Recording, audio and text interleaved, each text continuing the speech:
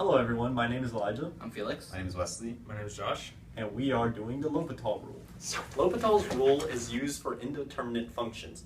This occurs when the function initially ends up being 0 over 0.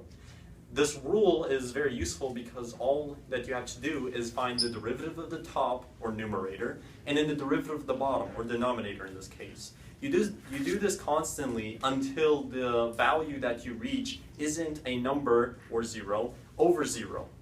For this example of L'Hopital's rule, we will find this value of the function as the limit of x approaches 0. In this case, if we plug in x, it'll become an indeterminate function. So we go through and we find the first derivative as x approaches 0, and we get this, second, third, and then fourth derivative. At this point, we see that if we plug in x for 0, we don't get 0 over 0, or an indeterminate function. We get this value, which can be simplified down to negative 144 over 24, which also equals negative 6. So for this L'Hopital section, basically it'll be incorporating how if x is approaching infinity, which is way different from approaching 0. So basically, it may seem intimidating since infinity is a large concept, but in actuality it's very simple. So by looking at this problem, we see that 4 is the highest term, and it is actually present in both the numerator and denominator. So basically, since infinity is a large concept, you can just forget all about these because they're insignificant. So using these coefficients, we would basically divide them, and we'd see it'd be 100 divided by 70, which is 10 over 7. Therefore, the limit as x approaches infinity is 10 over 7. Okay, so I'm going to find the limit of this function, but since it's in the indeterminate form of 0 over 0, we're going to have to use L'Hopital's rule. So to do that, we find the derivative of the numerator and the denominator, and we get 2 cosine x minus 2 cosine 2x over 1 minus cosine x. But when you plug in 0, you still get 0 over 0. So we're going to have to use L'Hopital's rule again. Then you get negative 2 sine x plus 4 sine 2x over sine x, which still gives you 0 over 0. So yet again, you're going to have to use L'Hopital's rule. So finally, for the third time using L'Hopital's rule, you get negative 2 cosine x plus 8 cosine 2x over cosine x. When you plug in 0, you don't get 0 over 0. So you get negative 2 plus 8 over 1, which is negative 6.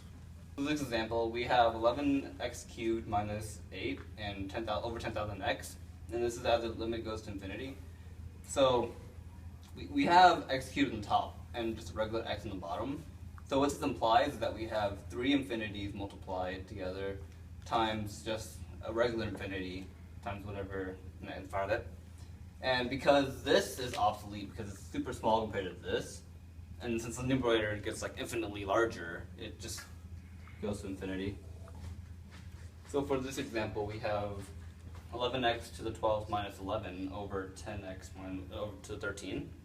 So then, as the limit of this one goes to infinity, the bottom is obviously larger because it has a 13 here and a 12 on top. So then, this part becomes obsolete instead of the bottom. And since the top numerator goes to 0, or not 0, but the denominator goes to like number compared to the bottom or top, this eventually goes to 0. So for indeterminate functions, for L'Hopital's rule, there's actually a shortcut. So basically, to get to the shortcut, you would find the function and then do the derivative, which is basically L'Hopital's rule, and then you find the derivative again since there's still an x here. And we find that the limit is 2 over 6, which is 1 over 3. However, for the shortcut, you can see that if they have the same highest term number, then basically you just divide the coefficients. So the x squared would have a 1, and the 3x squared would have a 3. Therefore, the limit would be 1 over 3.